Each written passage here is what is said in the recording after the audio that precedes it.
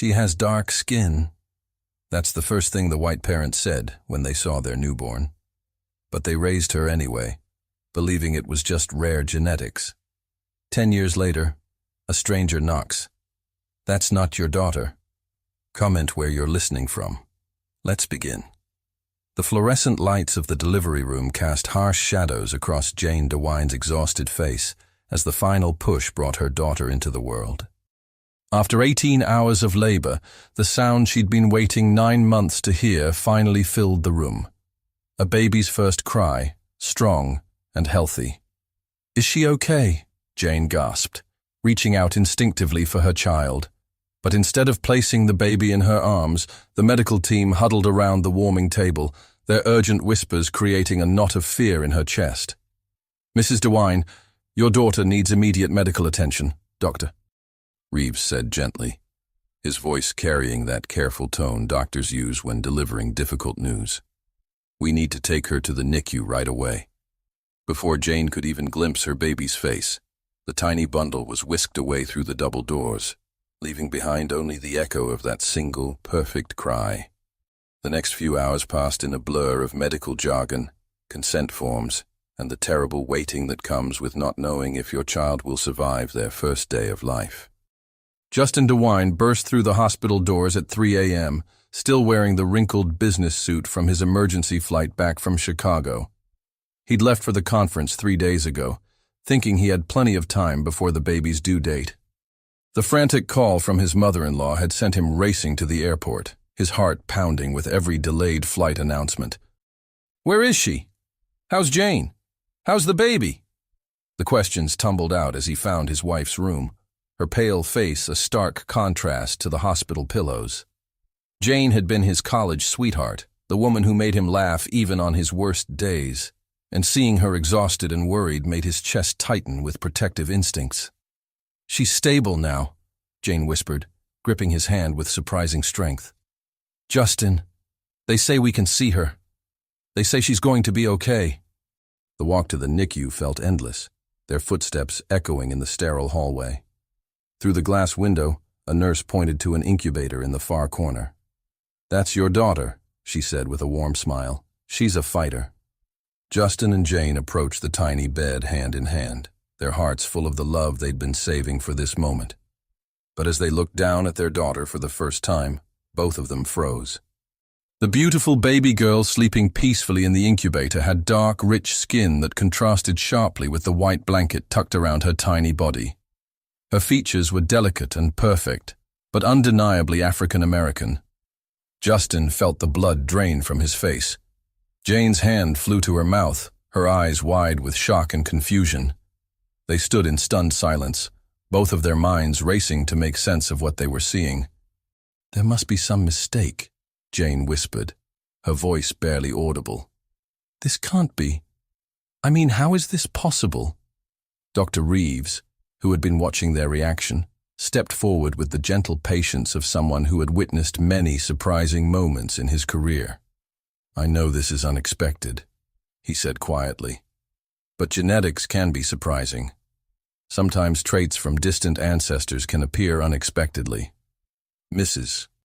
DeWine, is it possible you have African-American heritage in your family line?" Jane's mind raced backward through family stories and old photographs tucked away in her grandmother's attic. "My great-grandmother," she said slowly, the memory surfacing like a distant dream. "My mother always said she had African heritage, but I never really thought about it. It was so long ago, and the family never talked about it much." Justin stared at his wife, searching her face for any sign of deception. But all he saw was the same confusion and shock he felt. He knew Jane like he knew his own heartbeat. In 15 years together, she had never given him a single reason to doubt her faithfulness. She was incapable of the kind of betrayal that might explain this situation. "Honey," he said softly, taking her trembling hand, "I trust you completely. If Dr. Reeves says this is possible, then we'll figure it out together." But even as he spoke the words, Justin couldn't shake the feeling that something wasn't right. Not because he doubted Jane, but because the whole situation felt surreal. like they'd stepped into someone else's life. As they stood there looking at their daughter, because regardless of everything else, she was undeniably theirs now, Jane felt a fierce, protective love wash over her.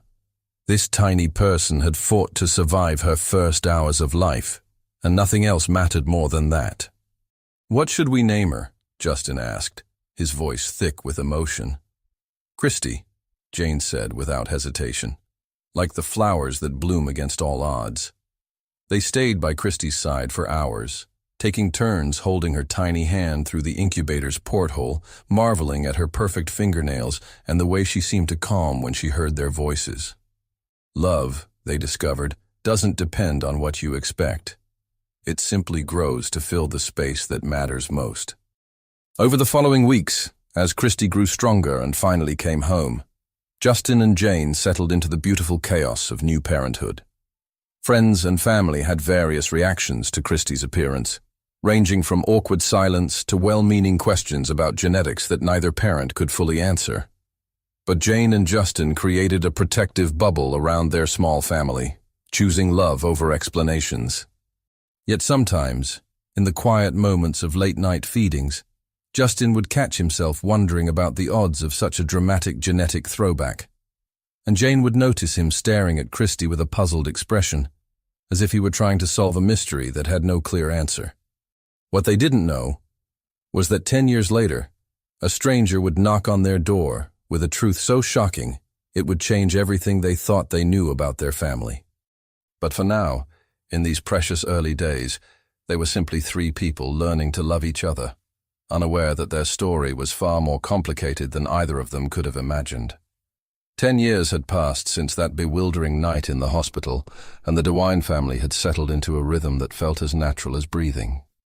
Christy had grown into a spirited 10-year-old with an infectious laugh and an insatiable curiosity about everything, from why birds could fly to how rainbows formed in the sky. Her dark skin glowed with health, and her bright eyes sparkled with the same intelligence that had always run in Justin's family. Jane watched from the kitchen window as Christy practiced soccer kicks in their backyard, her braided hair bouncing with each movement. The morning sun caught the highlights in those carefully maintained braids, a skill Jane had painstakingly learned from YouTube videos and patient conversations with other mothers at the community center. Learning to care for Christy's hair had been just one of many adjustments they'd made over the years, each one undertaken with love and determination. "Mom, can I have a sleepover with Edna and Madison this weekend?" Christy called out as she bounded through the back door, grass stains on her knees and joy written across her face. "We'll see, sweetheart. Finish your homework first," Jane replied, ruffling Christy's hair affectionately. These were the moments she treasured most, the ordinary, everyday interactions that made up the fabric of their family life. But not all moments had been ordinary. Over the years, there had been countless occasions when strangers would look at their family with confusion, their eyes darting between Justin's sandy blonde hair, Jane's fair complexion, and Christy's beautiful dark features. Some people asked direct questions with the tactlessness that seemed to come naturally to curious strangers. Others simply stared, their expressions ranging from puzzled to judgmental. "Is she adopted?" had become the most common question, usually asked in lowered voices, as if the inquiry itself was shameful. Justin had developed a standard response over the years. "She's our daughter," delivered with a tone that brooked no further discussion. Jane had learned to smile politely and change the subject, protecting Christy from conversations she was too young to fully understand. The most difficult moment had come when Christy was 7 and a classmate's mother had cornered Jane at a school pickup. "I hope you don't mind me asking," the woman had said with false sweetness, "but I'm just curious about Christy's situation. Were you able to find out about her birth parents?" Jane had felt her cheeks burn with anger and embarrassment.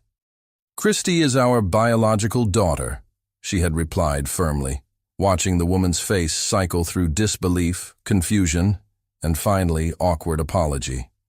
That night, Christy had asked the question that Jane had been dreading for years. "Mommy, why do I look different from you and Daddy?" Jane and Justin had sat their daughter down in the living room, choosing their words carefully. They explained genetics in simple terms, talking about how traits could skip generations and appear unexpectedly, like hidden treasures waiting to be discovered. They showed her old family photos, pointing out Jane's great-grandmother's features and explaining how sometimes family resemblances could surprise everyone. "So, I got great-great-grandma Rose's beautiful skin?" Christy had asked, her young mind processing the information with the remarkable adaptability of childhood. "That's right, baby," Jane had said, pulling her daughter close. "You're our little miracle, with all the best parts of our family tree." Christy had seemed satisfied with this explanation, and life had continued with its usual blend of soccer practices, homework battles, and bedtime stories. But privately, Justin and Jane still exchanged glances sometimes when they thought no one was looking, glances that carried questions neither of them could fully answer. Justin had done some research over the years, reading about genetic variations and consulting with their family doctor during Christy's regular checkups. Dr. Patterson had assured them that while unusual, such dramatic genetic expressions weren't impossible. "Human genetics are more complex than most people realize," she had explained. "Family histories often contain surprises that previous generations never talked about." Still, there were moments when Justin would catch himself studying Christy's features, looking for some trace of himself or Jane beyond the love that clearly connected them.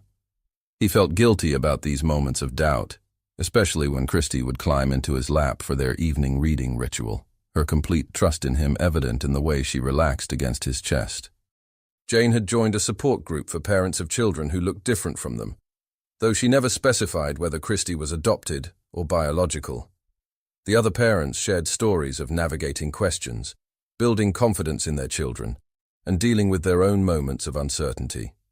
These conversations helped Jane realize that every family faced unique challenges, and love was always the most important ingredient in overcoming them. The neighborhood had gradually adjusted to the DeWine family, though new residents occasionally provided fresh sources of awkward encounters. Mrs. Henderson next door had become one of Christy's biggest champions, often commenting on how the little girl had inherited the best of both worlds in terms of beauty and intelligence. "That child is going to be something special," Mrs. Henderson would tell anyone who would listen. "You can see it in her eyes. She's got that spark that changes the world."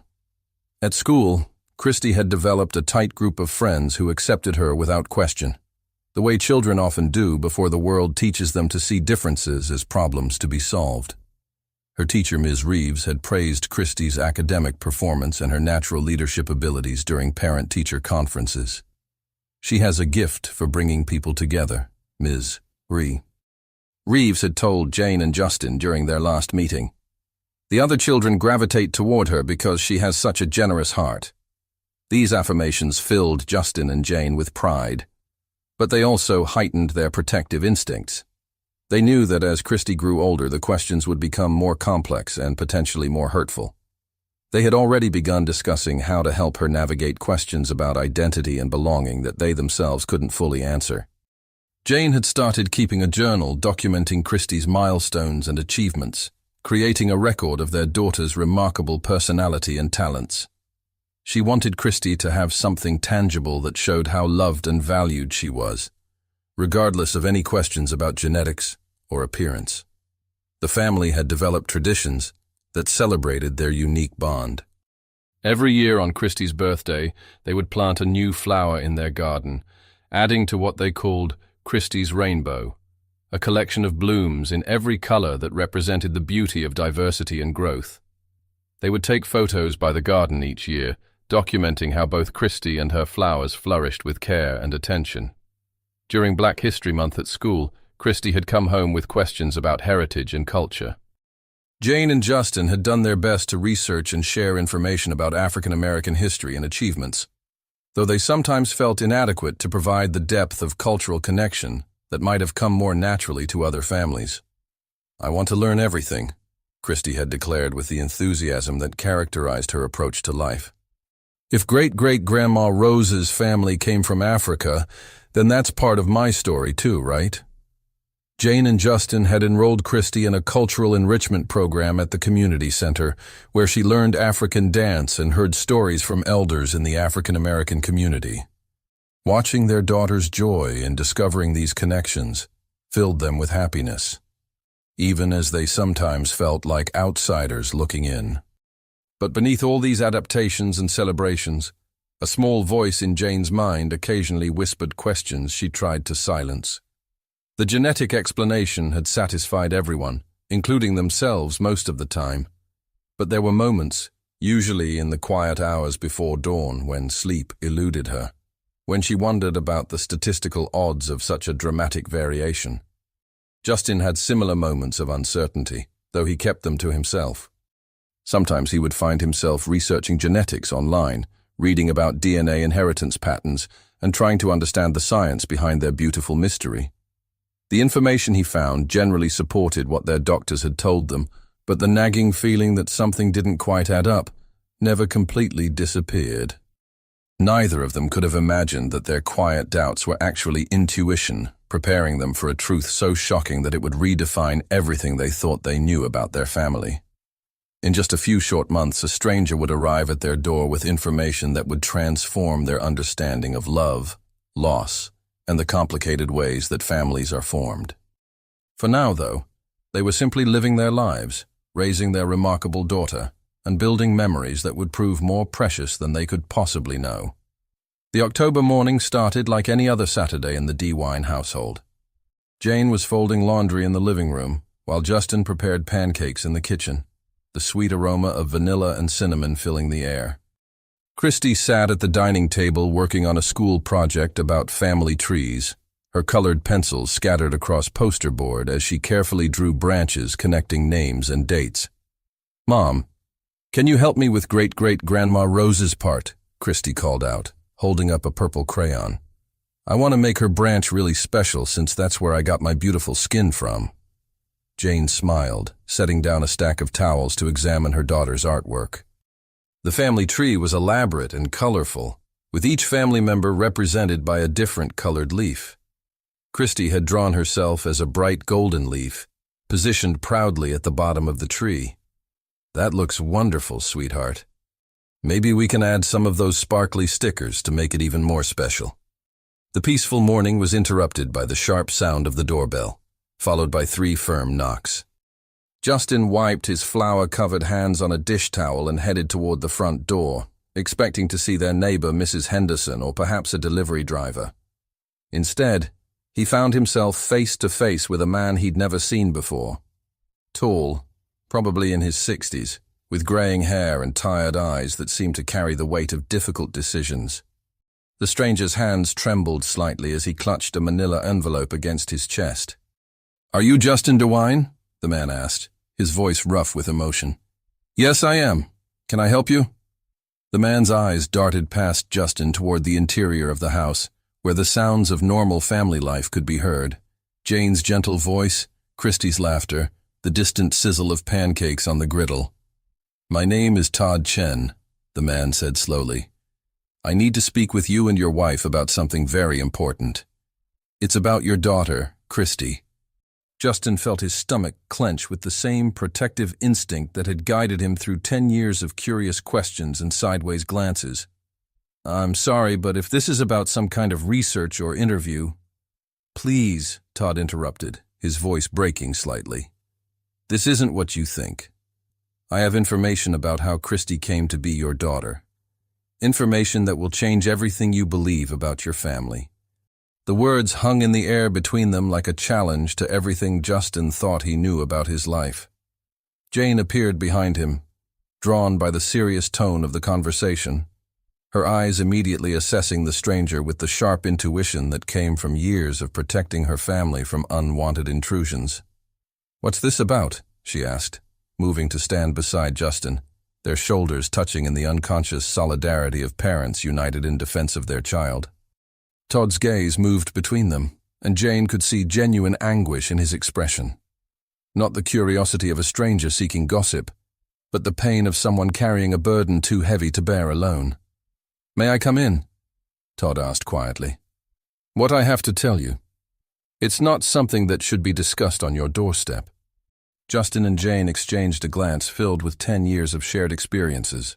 The questions they'd fielded, the explanations they'd given, the protective walls they'd built around their family's story.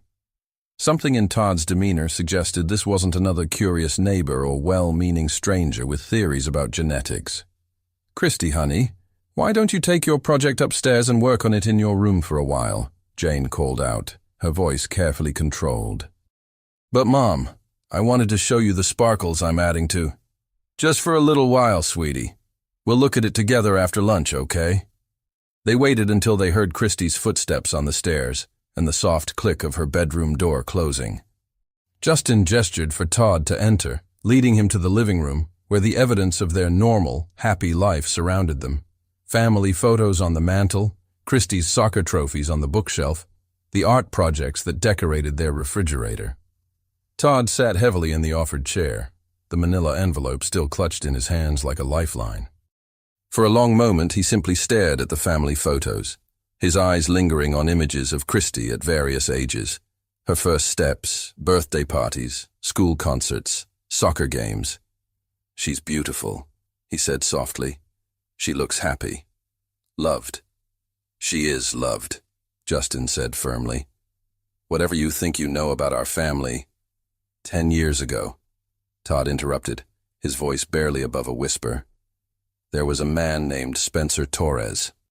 He was my best friend since college, closer to me than my own brother. Spencer and his wife Elaine couldn't have children. They'd tried for years, spent their life savings on fertility treatments, endured heartbreak after heartbreak." Jane felt a chill run down her spine, though she couldn't yet understand why this stranger's story felt so threatening to everything she held dear.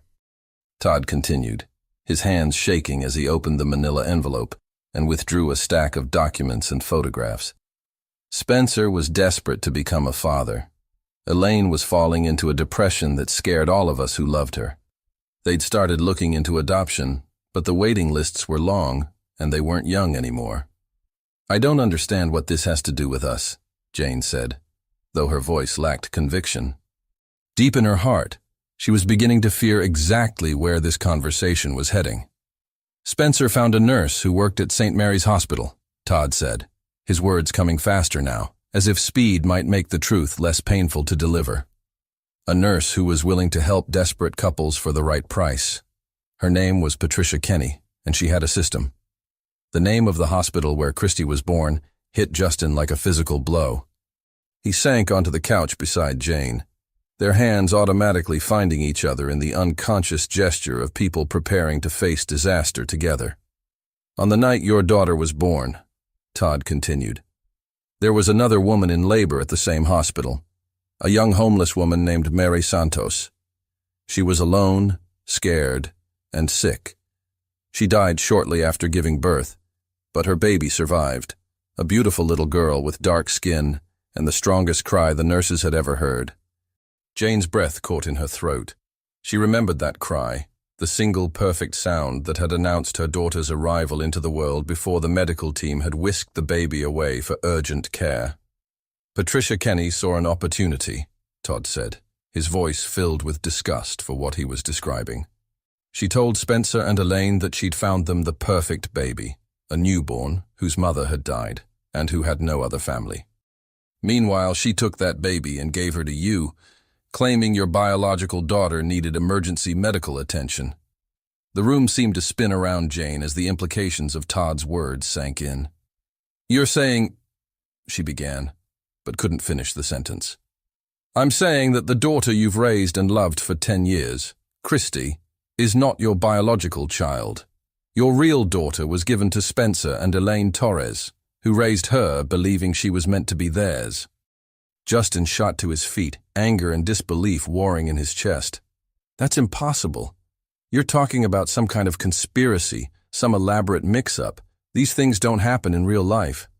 "They do happen," Todd said sadly. "Patricia Kenny has been arrested. She's confessed to switching 4 babies over a period of 5 years. The FBI investigation began when another family came forward with suspicions similar to what you must have felt all these years." Jane found her voice, though it sounded foreign to her own ears. You said Spencer and Elaine Torres had our daughter. Where are they now? Where is she? Todd's eyes filled with tears, and Jane knew the answer before he spoke. 3 months ago, Spencer and Elaine were killed in a car accident. I was driving the car behind them when it happened. We were coming back from Elaine's birthday dinner. I survived with minor injuries, but they... He paused, struggling with the memory. Spencer lived long enough to be pulled from the wreckage. He was dying, and he knew it. That's when he told me the truth about their daughter. About your daughter. The silence in the room was deafening. Outside, life continued normally. Birds sang, cars passed by, neighbors went about their Saturday routines. But inside the DeWine home, the foundation of everything they'd believed about their family was cracking apart. He made me promise, Todd continued, that I would find you and tell you the truth. He said your daughter, her name is Sophia, shouldn't be alone in the world. She should be with her real family. Jane's mind reeled with questions, but one rose above all the others. Where is she now? This little girl, Sophia, where is she? She's staying with Elaine's sister, Carmen Reeves, but Carmen is fighting to keep her permanently. She's claiming that blood relation gives her more right to Sophia than...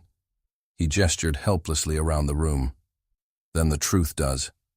Justin sank back onto the couch, his world completely upended. So you're telling us that our daughter, our real daughter, is living with strangers who want to keep her from us, while the child we've raised and loved... He couldn't finish the thought. Christy isn't your biological daughter, Todd confirmed gently. But love isn't always about biology, is it? The question now is, what are you going to do with the truth? The silence that followed Todd's question stretched endlessly, filled with the weight of decisions that would change lives forever. Jane stared at the family photos on the mantel, her eyes tracing Christy's face in image after image. First steps, birthday candles, school plays, soccer victories. 10 years of memories that suddenly felt both completely real and utterly transformed. I need you to leave, Justin said finally, his voice hollow. I need you to leave now so my wife and I can process what you've just told us. Todd nodded, understanding. He placed the manila envelope on the coffee table, its contents representing proof of a truth that neither Justin nor Jane was ready to fully accept. My contact information is in there, along with copies of the police reports and Patricia Kenny confession. When you're ready to talk, please call me. Sophia needs to know her real family. After Todd left, Justin and Jane sat in stunned silence, the envelope between them like an unexploded bomb. Upstairs, they could hear Christy humming as she worked on her family tree project, blissfully unaware that the branches she was drawing had just been revealed as fiction. This can't be real, Jane whispered, her hands shaking. This is our daughter. I carried her for 9 months. I felt her move inside me. I know what labor feels like. No one can fake that. Justin reached for the envelope with trembling fingers. Inside were police reports, hospital records, and photographs that painted a picture of systematic deception. Patricia Kenny had confessed to switching 4 babies over 5 years, accepting payments from desperate couples while leaving other families to live with questions they could never answer. Among the documents was a photograph that made Jane's breath catch. A little girl who looked remarkably like Justin, with his sandy blonde hair and Jane's green eyes. The resemblance was unmistakable, undeniable. This was Sophia Torres, age 10, the daughter they had never known existed. Oh my God, Jane breathed, studying the photo. She has your dimples. Look at her smile. It's exactly like yours when you were little. Justin took the photograph with shaking hands, seeing his own childhood reflected in the face of a stranger who was somehow his daughter. The genetic connection that had been missing with Christy was strikingly obvious with Sophia. She was undeniably their child in a way that made the truth impossible to deny. "What are we going to do?" Jane asked, tears streaming down her face. "How do we tell Christy that everything she believes about herself is a lie? How do we explain that we have another daughter we've never met?" Before Justin could answer, they heard Christy's footsteps on the stairs. Both parents quickly shoved the documents back into the envelope, trying to compose themselves as their daughter appeared in the doorway. "The pancakes smell really good, Daddy," Christy said, her face bright with the innocent happiness of a child whose world was still intact. "Can we eat them now? I finished the sparkly part of my family tree." Justin struggled to find his voice, looking at this child he had loved as his own for 10 years, knowing that she was about to become part of an impossible situation that would hurt everyone involved. "Of course, sweetheart," he managed. "Let's have breakfast." As they sat around the kitchen table, sharing pancakes and listening to Christy chatter about her school project, Jane felt as though she was watching the scene from outside herself. This morning routine that had happened thousands of times before now felt precious and fragile, as if it might disappear at any moment. "Mom, are you okay?" Christy asked, noticing Jane's distracted expression. "You look sad." Jane forced a smile, reaching over to smooth Christy's braided hair. "I'm fine, baby. Just thinking about grown-up stuff." After breakfast, Jane and Justin retreated to their bedroom while Christy watched cartoons downstairs. The envelope sat between them on the bed, like evidence of a crime they hadn't committed, but were somehow victims of. "We have to contact a lawyer," Justin said, his practical mind trying to find solid ground in the chaos. "We need to understand our legal rights and obligations. And we need to find out more about this Sophia, about the aunt who's trying to keep her." Jane nodded, though her heart was breaking at the clinical way they were having to discuss children's lives. "But Justin, what about Christy? She's not just some mistake to be corrected. She's our daughter in every way that matters. We can't just—" "I know," Justin said quickly. "I know, Jane. I love her just as much as you do. But we also have a biological daughter out there who needs us. A little girl who just lost the only parents she's ever known." The complexity of their situation was staggering. They had raised and loved Christy for 10 years, building an unbreakable bond that transcended biology. But they also had a biological daughter who was currently living with an aunt who wanted to keep her away from her real parents. Both children were innocent victims of Patricia Kenny crimes, and both deserved love and stability. Over the next few days, Justin and Jane struggled to maintain normalcy while secretly consulting with lawyers and learning more about their situation. The legal landscape was complicated. Christy had no other family, making her essentially an orphan, while Sophia was being claimed by an aunt who had legal standing as next of kin. Their lawyer, Nora Murphy, explained the challenges they faced. "The courts will prioritize the best interests of both children," she said during their first consultation. "You have legal standing to claim Sophia as your biological daughter, but Carmen Reeves will argue that Sophia has lived with the Torres family her entire life and that removing her would be traumatic." "And what about Christy?" Jane asked, her voice tight with emotion. "Christy is technically an orphan with no blood relatives to claim her. You've been her legal guardian since birth, and you have every right to continue raising her. But Carmen Reeves is also making claims about Christy." Justin frowned. "What kind of claims?" "She's arguing that since Spencer and Elaine Torres were Christy's legal parents for 10 years, and since Carmen is Spencer's sister-in-law, she has more right to Christy than you do. She wants both children." The revelation hit Jane like a physical blow. Not only was someone trying to keep their biological daughter from them, but the same person was also trying to take away the child they had raised and loved. "She can't do that," Justin said angrily. "Christy is our daughter. We've raised her since birth." "The law doesn't always align with our emotional bonds," Nora warned. "Carmen Reeves is claiming that keeping the girls together serves their best interests, and she's arguing that you have no legal right to either child, that Sophia belongs with blood family, and that Christy belongs with the family who legally adopted her, even unknowingly." As the legal battle loomed, Jane and Justin faced the agonizing decision of how and when to tell Christy the truth. Every day that passed felt like a betrayal of her trust, but they also knew that once they revealed the truth, there would be no going back to the innocent simplicity of their previous life. The breaking point came on a Tuesday evening when Christy asked an innocent question that pierced straight through their careful facades. "Mom, Daddy, why do some of my friends have baby pictures with their parents, but I don't have any pictures of you holding me when I was really little?" Jane felt the blood drain from her face. It was true. All of their photos of Christy began when she was several weeks old, after she'd come home from the hospital. There were no delivery room photos, no pictures of first moments, because those moments had been spent in fear for their baby's life, not in celebration. "The doctors needed to take special care of you when you were born," Justin said carefully. "We were more worried about making sure you were healthy than taking pictures." Christy seemed to accept this explanation, but Jane could see the questions forming in her daughter's intelligent eyes. Soon, very soon, they would have to tell her the truth. That night, after Christy went to bed, Jane and Justin made the decision that would change everything. "We tell her tomorrow," Jane said, her voice steady despite her breaking heart.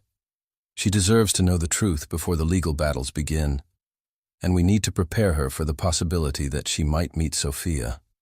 Justin nodded, pulling his wife close. "Whatever happens, we'll face it together, all of us." But neither of them could have predicted just how complicated facing it together would become, or how the battle for their family would test every assumption they'd ever made about love, loyalty, and what it truly means to be a parent. The next evening, Jane prepared Christy's favorite dinner, chicken parmesan with homemade garlic bread, knowing it might be the last normal meal they shared before their world changed forever. Justin sat at the kitchen counter, nervously organizing and reorganizing the documents they would need to show Christy, his hands trembling slightly with each shuffle of papers. "Maybe we should wait until the weekend," Jane said for the third time, her maternal instinct screaming against causing her daughter any pain. "Give her a few more days of innocence."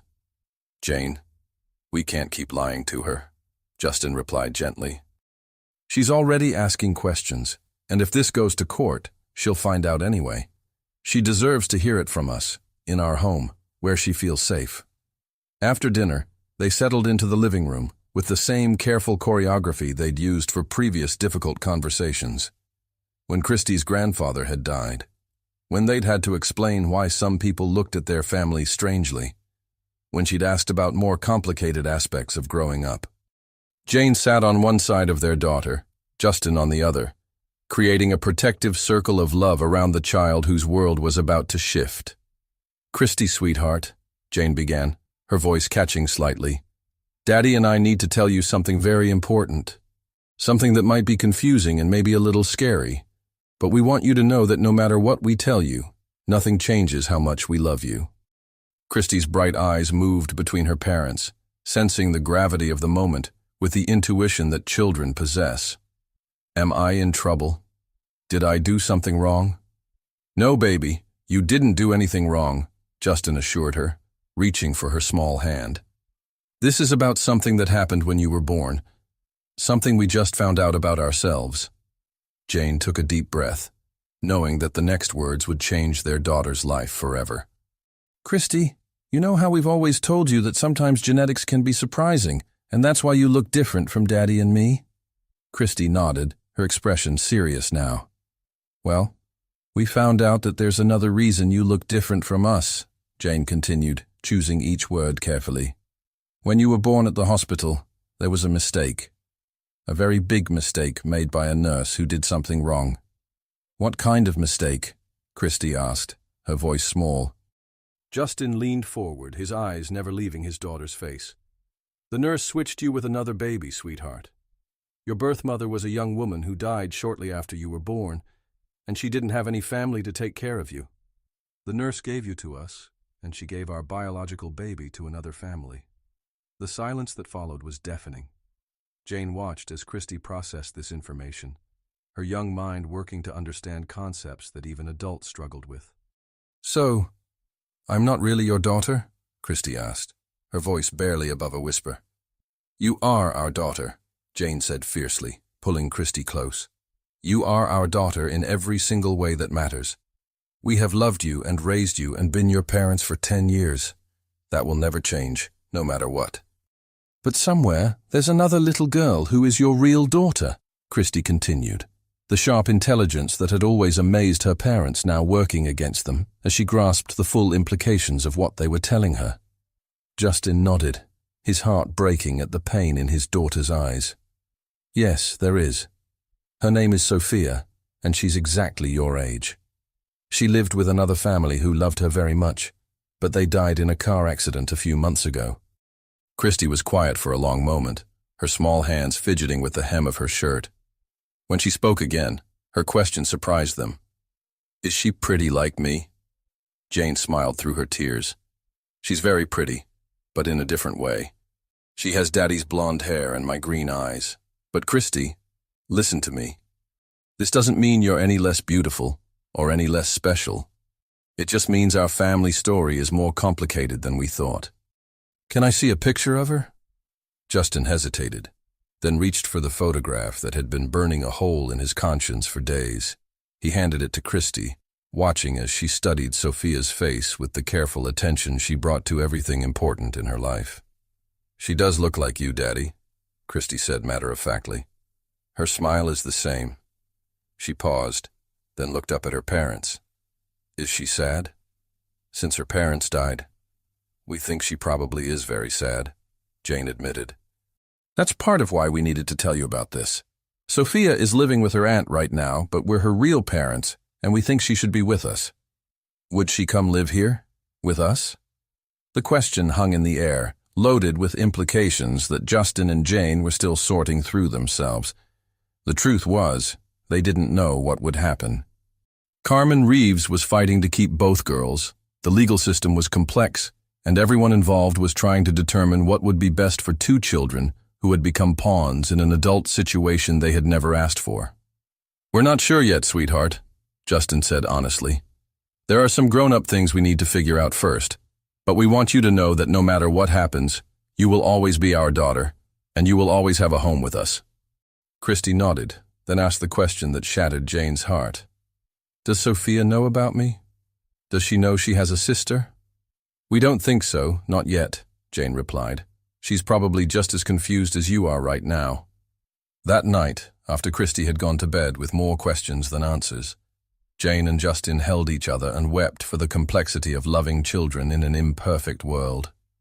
They had done their best to explain an impossible situation, but they knew their daughter would be processing this revelation for months, maybe years to come. The next few weeks brought a whirlwind of legal meetings, court filings, and tense phone conversations with Carmen Reeves, who proved to be as determined to keep both children as Justin and Jane were, to reclaim their biological daughter and protect Christy. These children have been through enough trauma, Carmen argued during one particularly heated conference call. Sophia has lost the only parents she's ever known, and now you want to uproot her again? And Christy has been living a lie her entire life. She needs stability, not more confusion. Sophia is our biological daughter, Justin replied firmly, and Christy is the child we've raised and loved. We're not trying to separate anyone. We're trying to bring our family together. Your family? Carmen's voice was sharp with anger. You don't have a family with these children. You have a biological connection to one and an emotional attachment to another, but that doesn't make you a family. The words stung because they contained a grain of truth that Justin and Jane were still struggling to accept. What did make a family?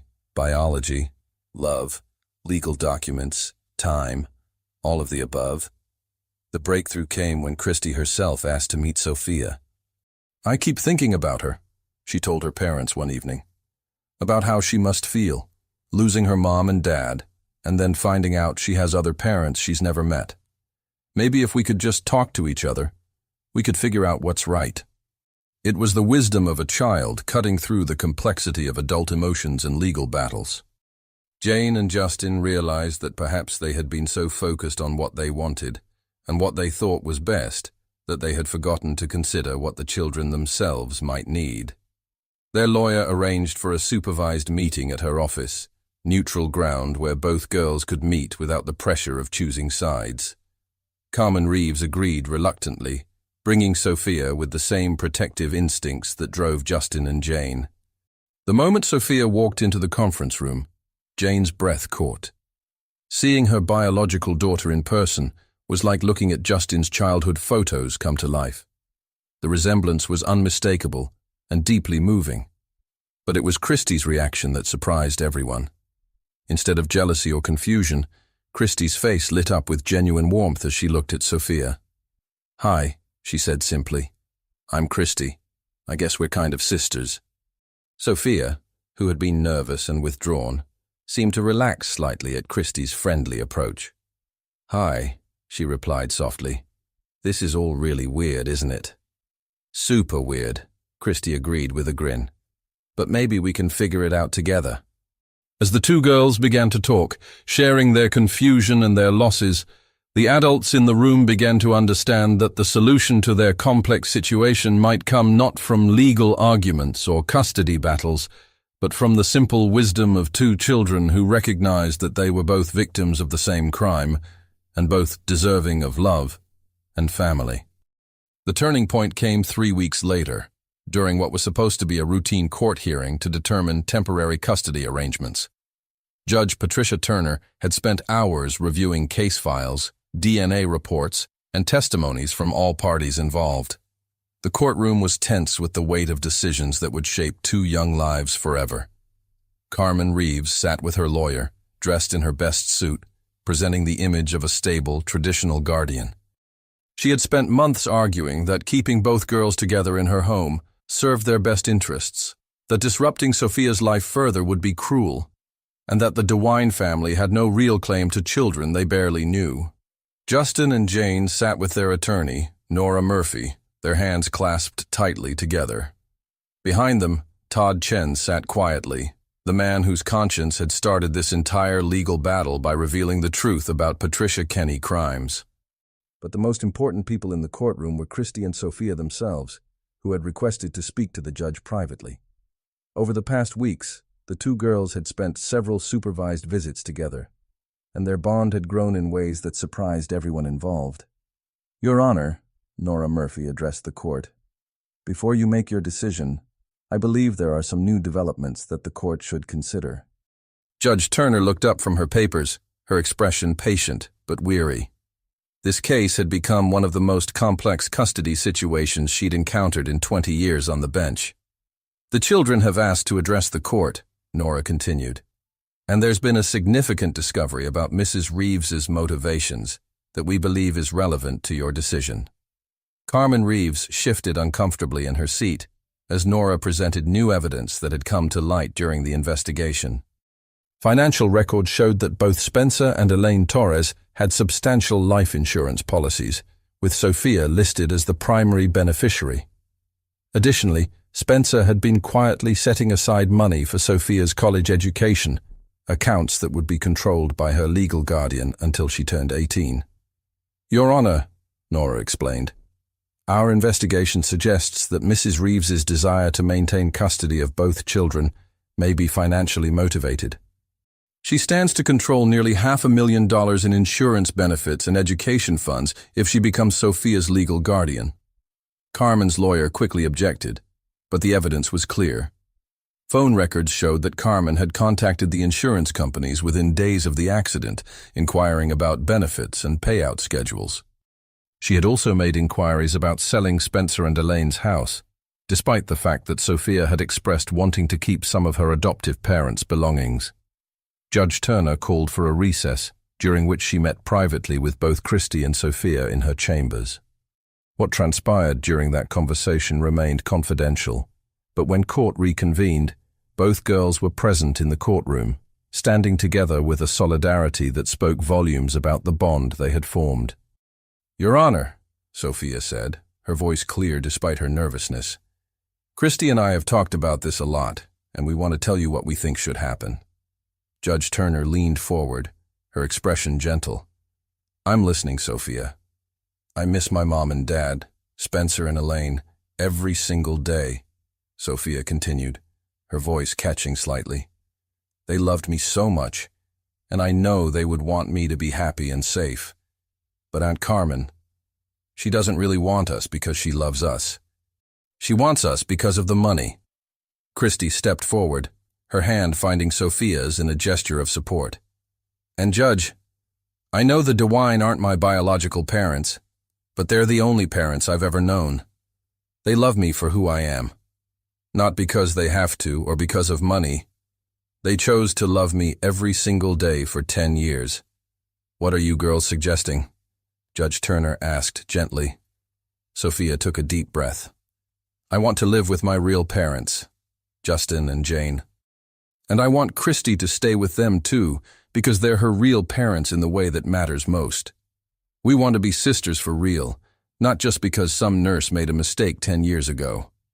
The courtroom was silent except for the sound of Jane crying quietly, overwhelmed by the maturity and generosity of both children. Carmen Reeves stood up abruptly. "Your Honor, these children don't understand the complexities." "Mrs.